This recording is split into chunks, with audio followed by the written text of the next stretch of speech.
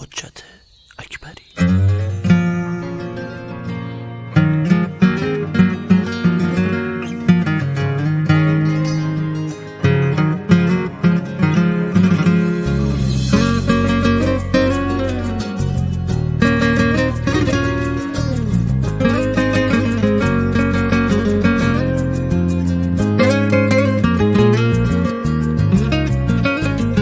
احساس تو واسه من چه خوبه، دوست دارم که پیش تو بشینم، هر جا میرم فکر تو با همه،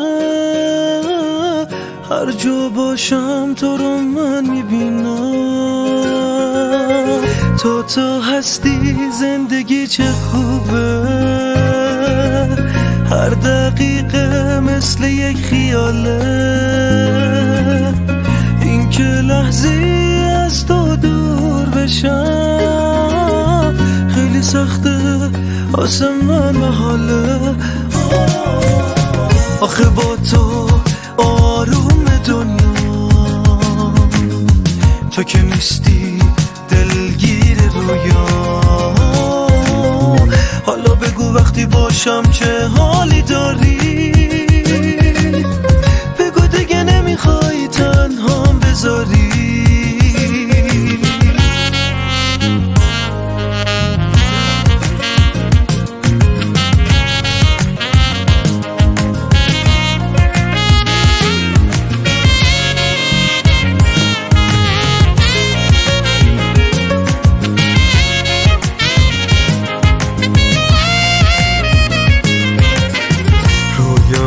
تو وقتی باورم شد، تو رو دیدم که کنارم هستی، داشتن تو اتفاق عشقه، خیلی آسون تو به من دل بستی. آخه با تو آروم دنیا، تو که نیستی دلگیر رویا، حالا بگو وقتی باشم چه حالی داری، بگو دیگه نمیخوای تنهام بذاری.